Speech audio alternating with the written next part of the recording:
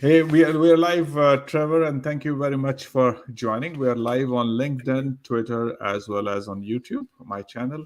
And so I would request everyone who is on the call to ask questions as much as they can, because this is the expert in the go-to-market strategy area for startups. And I would like to first introduce Trevor. This guest of mine has launched 13 startups, from bringing them from 0 to 2 million ARR in over the last decade, which includes many known names. He has launched 50 startups, mentored around 200, taught thousands.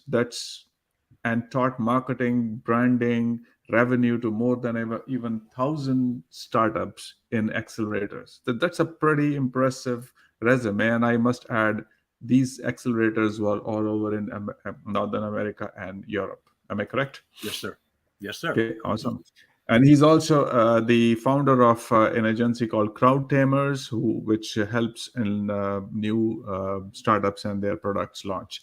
Now, before we get into the questions, Trevor, I have also failed a couple of times in my startup ideas and all that. Even before I launched it completely, I wasted around year and a half to 2 years into these development of ideas and all that. So this talk today is very personal also, because I want to share my story also with people. But I want to share a statistics here. According to SBA, the government organization, it says 627 new businesses are launched every year, and 90% of them fail. And 30,000 products are launched, 90% fail every year in the United States. I want to know from you today, why do many of these startups fail? And I think go-to-market strategy is one thing. And then what can we do to fix those things? Over to you, Trevor. The prime reason why a startup doesn't succeed is because the founder has an idea. Most businesses are built because you think, oh, this would be really cool. I have this pain. If I could just fix it, then I would make money because other people have this pain. The problem inevitably comes with, you build a thing and you don't really yet know how to tell people about the thing you built. Now, if you're familiar with the standard idea of pirate metrics, they call it, right? They teach at Y Combinator and other various startup accelerators all over the world. They tell you that this begins with, it's a funnel, right? It's called pirate metric because it goes AARRR, and that's acquisition, activation, revenue, referral, and retention. And that idea, I do think, is an interesting idea. I do also think it is missing a relevant piece of information. If you think of this funnel here, I've just done on my second monitor. A buddy of mine, David Isaac. Do you want me to share that funnel? Oh yeah, if you would please, yeah. There you go. So, buddy of mine, David Isaacs, he's in Singapore, and he and I talked about this funnel a bunch. And one thing he proposed, I think, is a very good point, is you need to add awareness in the top of this. And this is where a lot of founders fall apart. Is they think all about, oh, if I get enough people, my website will make me business. But how do you drive that awareness, that beginning discussion of, oh, I want your thing? And more importantly, who do you have awareness with? Who do you drive awareness to? They say the customer is always right, and there's a certain amount of truth to that, but pick your customer. So many founders, they say, who's my potential audience? Everybody, right? Then you're trying to boil the ocean, and you can't. I mean, arguably, as a human species, we have figured out how to, but it's not easy for an individual to. And what you want to figure out is, what is the tiniest audience I can launch to, and how can I be confident that this thing I'm going to launch is actually going to be relevant for them. And so answering that well and early is crucial to launching successfully. And that funnel that I showed you, everyone who launches at the beginning, it's always broken. It's the definition of marketing is how do I figure out where it is most broken and fix that part first. So what I understand is not defining the target customer, not defining the target market, and understanding the actual pain. Now, some people talk about their pain in a very superficial manner, and or maybe in my case, what happened was I thought this is the pain. And I thought customers also have the same pain, because as an immigrant I had a certain pain, and as an immigrant in Canada and US I had certain pains, and I thought these people also have the similar pain and they also see the same thing. And I wanted to be a Tony Robbins of immigrants at that time, and I thought, what should I do to make that? But whereas on the other side, the customers, or my prospective customers, did not care about those things. They only cared about one thing, that was visa. How do I enter the United States or Canada? And I didn't have answer to that, because I'm not an immigration lawyer. So those are the kind of things. And what I'm coming at it is that why it is important to define the customer and its pain point, of what the customer believes is the pain point is, not what I or the founder thinks the pain point is. Am I correct? Is the right thing or not? So inevitably you build a thing because you think the thing is cool and you want to talk about the thing, right? And you say, I built this, look how awesome it is. And people, as you've noted, they don't care about the thing, right? If you're saying, as an immigrant, if you do all of these things, you will be successful, like Tony Robbins, right? But as an immigrant, the first thing I really have to figure out is, how do I get to stay? And so their number one pain is, how do I stay? Speaking as an immigrant in Canada, in Quebec, where they are particularly hostile to your non-francophones, right? How do I stay? The answer is speak French. If anything else, sorry, please leave. We don't need you. Being able to answer that pain of what your prospect is problem aware of is the beginning of making awareness jump into acquisition. And it's worth noting, for many businesses, your prospects might not be problem aware for what you solve. Then you have to find a related problem that they are aware of and solve that for them first. CrowdTamers, I take companies that are funded to market. A whole bunch of my funnel people who have no money, right? So how do I tell them how to solve their problems so that once they're funded, they come back to me? That's my funnel. So we have a comment from an audience, and Brandy West is saying, I will pay attention to your thing once I find out how your thing solves my problem. Exactly.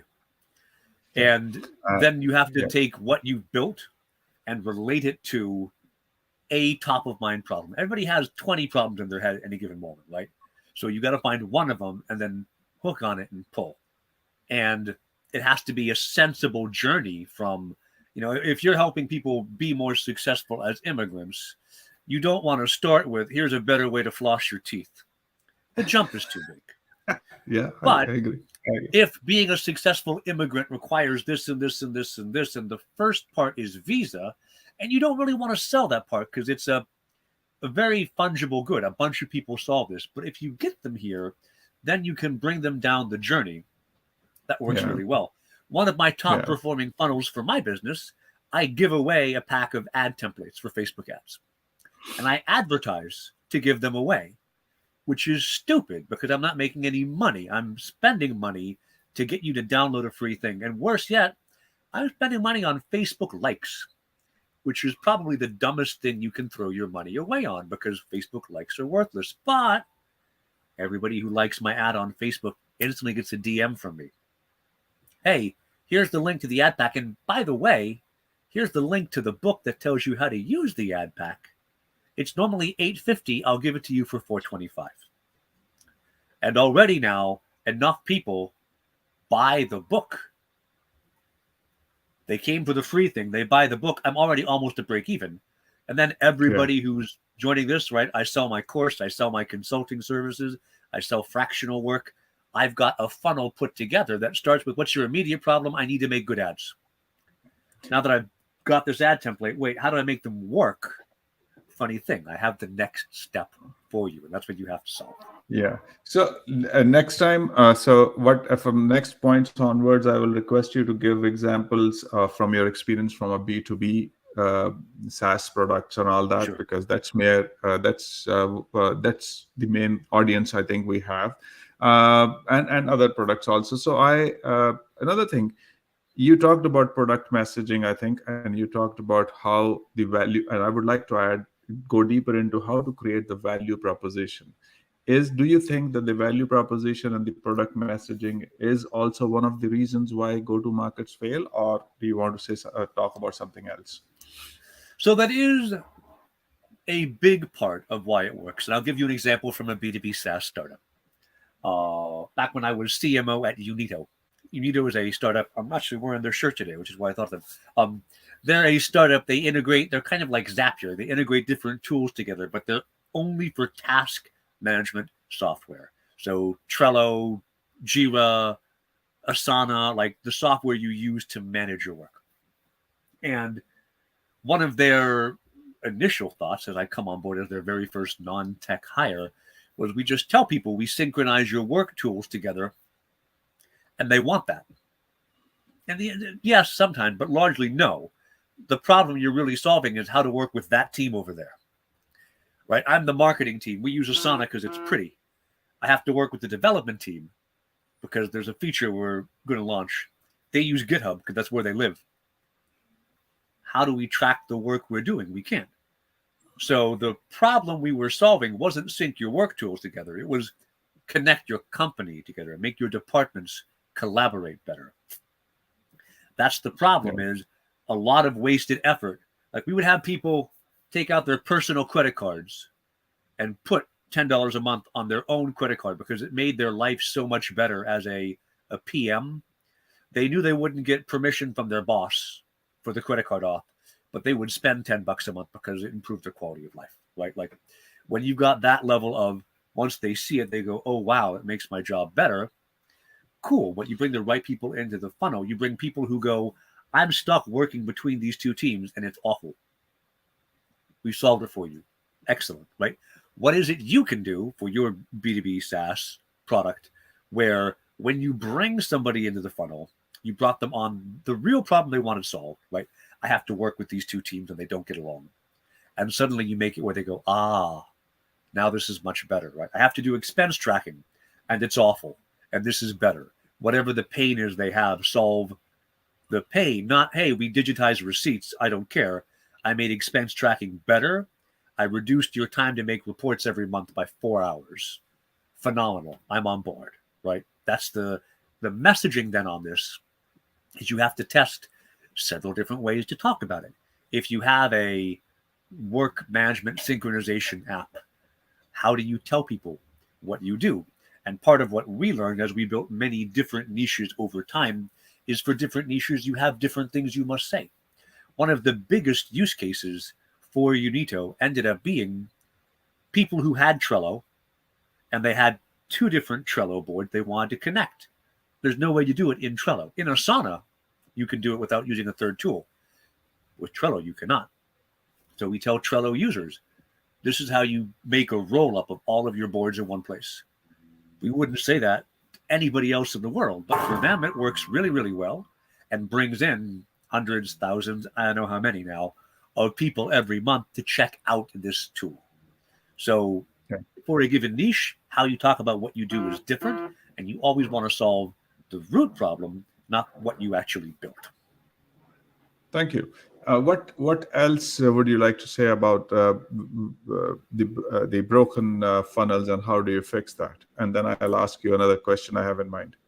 Okay, really common is, and if we think about, I'll come back to my visual aid here. If we think about this classic kind of pirate metrics funnel with the extra A added, right? If you'd share the screen again, thank you. Yeah.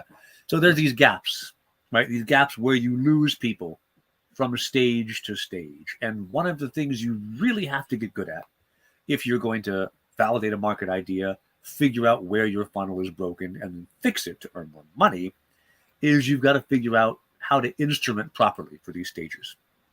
So having good Google Analytics in not just your brochure or website, but in your app, being able to see after somebody clicks the big green sign up button on my website, what happens after? So many people, even very advanced companies in their Series B, Series C round of funding, right? Marketing team of 5, 10 people, 15 people. After you click the big green sign up button, no one knows what happens. It's all gone. Mm-hmm. And then I can tell you, hey, I brought you this many signups, which gets you all the way up to acquisition. But I can't tell you how many activated, how many tried the product, how many actually paid, how many converted to revenue. If you don't have the full picture, you cannot address the biggest problems in your product. So it's not just a matter of messaging fit, although it's important to consider onboarding your customers, right? Activating them, which you see down here in the funnel, it starts up here. Yeah. Because the thing you told me you do in the ad that I saw better be what I end up seeing when I onboard. And if it's not, then no one's going to activate. So you need to have a sensible path through you can follow. And you have to think about, if I'm running a campaign just on one particular feature, I better have a landing page just for that feature. And I better have special onboarding just for that feature. Otherwise, all the effort I've done to go from awareness to acquisition is going to be lost on activation and revenue. Okay. One more thing which I wanted to talk is that how do you think the pricing work on this? So because I'm a partner in a company which is exclusively into pricing strategy firm, and we help a lot of a few funded startups and B2B startups, as well as we also help very many established companies into pricing, from customer segmentations to product positioning and value positioning, as well as pricing strategy. What do you think pricing works in this, and how do you find from your experience? So pricing is both a moving target that's impossible to lock down forever, and also something that's really easy to obsess over, particularly too early. If I'm not seeing dozens or more of active, maybe going to buy discussion, whether it's POG or SOG, whichever way, a month, pricing experimentation won't teach me a lot because I don't have enough happening in the bottom of my funnel to know. Broadly speaking, it's good to have the introductory offer that you don't want people to hang out on, the middle offer that is going to be what you expect to earn most of your money on, and then some upsells once you've got somebody hooked and they're really in the retention phase of your business, a way to sell them up into more and more value. What those price points look like, they vary hugely, right? One of my bigger clients from last year, they were B2C, but they were B2C with a $9,000 average customer value, which on the consumer side of things is ludicrous, right? But if you were to say at the beginning of a discussion, hey, I'm B2C, I want to charge $9,000 per customer, everyone would say, don't do that. No one's going to spend the money. What are you doing? And through iteration and through heavy reliance on data, they work their pricing up to find that's about the highest they can charge for what they do. Okay, now you've got that offer works well for you, but I would not broadly tell any B2C client of mine, start at $1,000 and work your ways up, right? That's ludicrous. So it's hard to give specific pricing advice because every business is different. Okay, and I just wanted to share for the audience and for yourself how we do it is that we even go in for a research-based and market research and all that, and with our AI, we are able to predict the right pricing. But this is not the forum for that. I have done a lot of LinkedIn lives on that.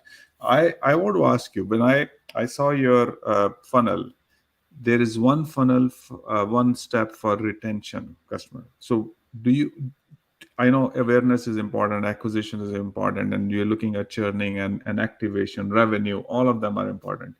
But what about retention? and it's also, I want to, while you're talking about retention, I want you to talk about, you know, my eyes opened when I saw that the cost of acquisition in the recent years and with the tech meltdown has happened so much. Like I'll give you an example of Salesforce. Salesforce customer acquisition, they used to recover that in 2 years time before, 2 years time from the customer, and now it is taking 8 to 10 years. Now I want to know how customer retention is important, and how can we, so maybe two questions, how we can reduce the customer acquisition costs, because if it is 10 years or 8 years or 7 years to just recover this, that's a So difficult that's thing pretty to do. ludicrous. I'd argue most of us cannot run a business expecting to see customer ROAS in 7 years, right? You can't. Yeah. That's not going to work. Retention is so in the pirate metrics, revenue, referral, and retention, they are all shown as linear, but they're not really. They are more kind of lumped together in that you can frequently get referral before you get revenue. You can frequently get retention that then churns and then comes back and then churns again and then comes back. Like there's a number of ways this can work, right? So it is not at the bottom of the funnel quite as neat and tidy as the pirate metrics makes it look. That said, a big part of retention, getting that second month at least in a B2B SaaS business, is activation into onboarding, right? So you get the money from them and then they actually are able to do the thing they wanted to do. And that again comes all the way back to awareness. What did you tell them you were going to do? And how easy did you make it to do the thing they wanted to do when they signed up? Yeah. The more tightly you align all of that together, the higher likelihood you'll get repeat business from somebody, because they will go, excellent, I was able to set this up. It did what I wanted it to. And then I will pay again next month for it to keep doing that. If it's hard, if you bombard them with stuff they don't want to see during onboarding, whatever, if you make it difficult to achieve their goal, you might get the first month, but you'll be much less likely to get the second. So building a whole theory around what is the magic minute, right? You get 60 seconds in onboarding, ideally, maybe more sometimes, to really have somebody figure out if you're going to solve the problem that they need solved.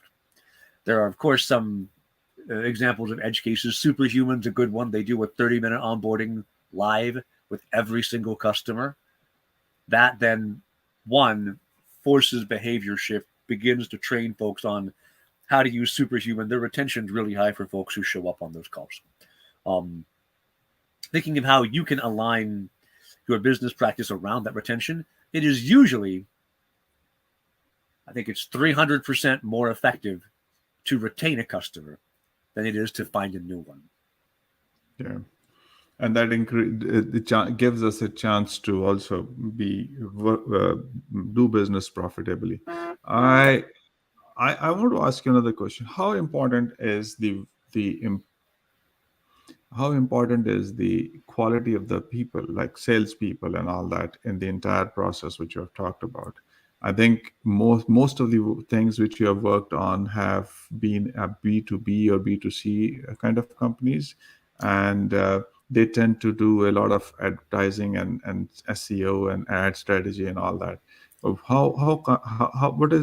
can a good employee or a salesperson or other people do in this scenario? How important is this to helping you do the go to market and not breaking the, say, a funnel? So it is easy to say that a good salesperson makes or breaks the performance of, particularly in the B2B space, your company. And there's some amount of truth to it. But in my experience, what actually makes or breaks the revenue side of a company, if it has sales led, is the quality of the training of that salesperson. Even a mediocre salesperson can do a very good job if well supported by good onboarding, a good sales deck, and a sensible lead system into their SQL metrics, right? Mm-hmm. It is very common, particularly early days in a startup, to hire your first salesperson, and the founder does, they sit in on a couple calls.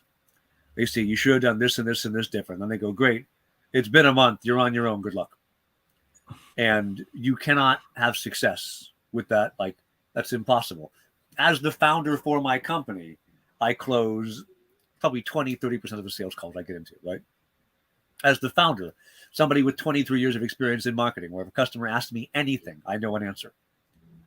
If I told a salesperson, my 25-year-old salesperson doesn't really know marketing, had them sit on some calls with me and then throw them into the deep end, they'd fail. They'd close 5%, 1%, right? They might be a really good salesperson, but they lack domain expertise and they weren't trained enough to succeed. So people talk about the product-led folks, engineering folks, say the salespeople promise stuff that isn't there to close a deal. And I mean, sure, maybe sometimes. More frequently, they promised what they thought the product did based off of their knowledge, right? The better training you have on product, the better job they'll do of selling people on what the product does. And then when you close deals, they'll stick around longer. You'll retain them because they were made a promise by the salesperson and you delivered. That gap there, the same thing has to happen if you're product-led growth, right? Either way, whether it's the salesperson conducting the sale along or the product conducting the sale along, you need very good instrumentation for either the salesperson or the customer to figure out what it is they're supposed to be doing and how to successfully make it happen. Another question. We are doing everything right, from awareness, acquisition, revenue, customer retention, and then ChatGPT kind of a company comes along and pulls the rug out of your feet. What do you think a founder or somebody should do? Just fold, or fight back, or pivot, or partner? What do you think a person should do? Why I'm saying that is, I was reading a news about how Chegg, which is a homework kind of a company my daughter was using all the time in university and high school, and now ChatGPT comes along and Chegg's shares drop.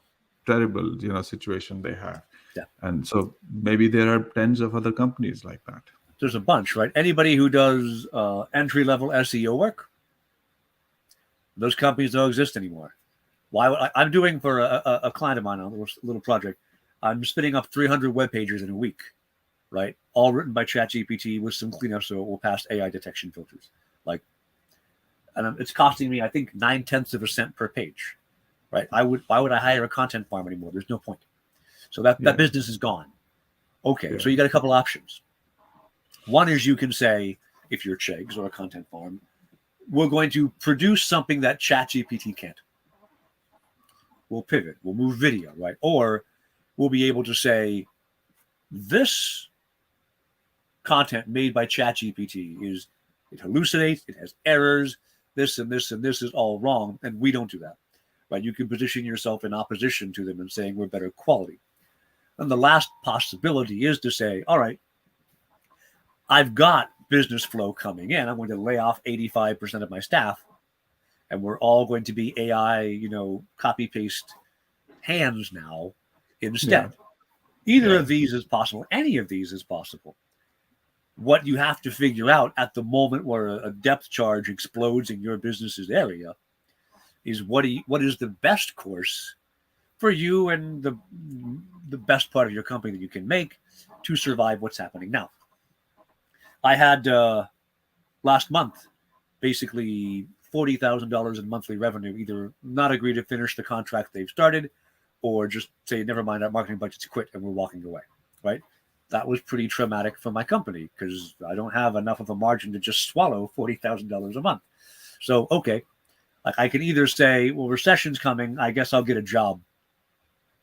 Go work for somebody in a, senior VP marketing role for a couple years and then come back when the market's better, which doesn't feel like the right thing for me to do in general. Or I can say, what do I offer instead? How do I pivot my acquisition strategy? How do I pivot my marketing message? How do I pivot what I do as a business to meet the new changes in the market? And the same is going to be true for anybody listening to this call, right? there will be technology that moves in and edges you out. The narrower your niche, the hardier you are. Because if you're in this little space, I'll give an example of a B2B SaaS. A buddy of mine, Tom over at X-Ray.Tech, he wrote a couple different tools around meeting transcription and note-taking. And he said to me, Trevor, I don't know who this is for. How do we launch it? And I said, well, let's figure it out. Let's launch a few different companies. And so we took meeting transcription and note-taking, which is not new tech. A lot of people have made this same thing. Even some of them are quite well funded. And we said, hey, it's for this specific niche, for legal, for students, for nonprofit, and for podcasters. But each of these launch in these little niches. And in the legal tech space, we had tremendous response because we were making some slight changes to how we use AI in our app. And we're SOC 2 compliant, HIPAA compliant, all of these things, which Otter, MeetGeek, Fireflies, any of these folks aren't. And so being able to say, hey, this is secure and running only in your own instance matters usually to them. It's also true for students, but they don't care about that, right? They don't care if it's SOC 2 compliant. They just want better class notes. So by diving into this little niche where there's a bunch of players and they're all fighting, paying super high CPMs to win business, we're doing sales-led in this little space with maybe 500 companies.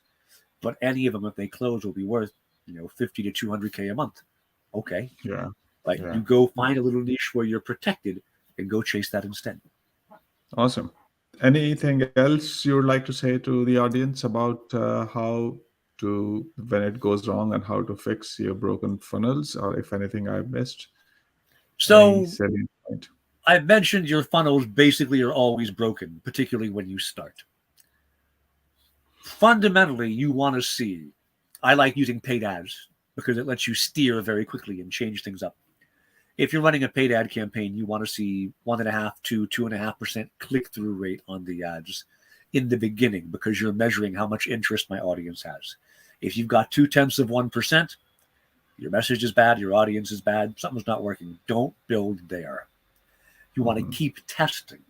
And once you've found a click-through rate that looks good, your landing page needs to have an action rate, whether it's watch a demo, book a call, try the product, whatever it is, 5%, 7%, 9%, somewhere in there.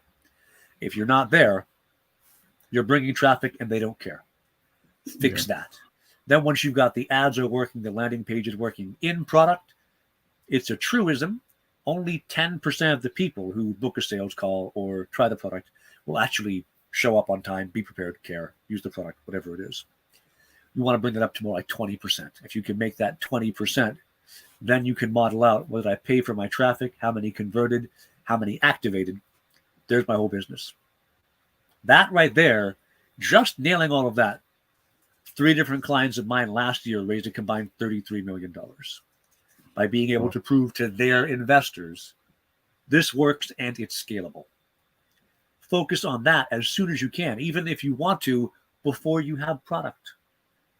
I launch things all the time with a landing page and a pop-up that says, hey, give me your email address.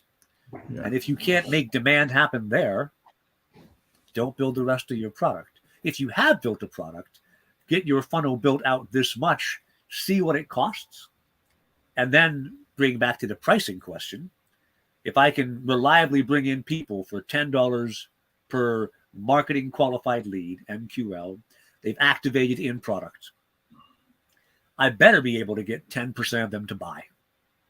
If that's the case, then I can just comfortably say, let me give a year. Let's not say 7 years. That's crazy. Let me get a year for payback period. If I'm not charging $10 a month, I'm going to be in trouble. If I can charge $100 a month, I'm in the money, dude. Let's go. One of my students I was working with a couple of months ago built and ran an ad funnel based off of what I teach.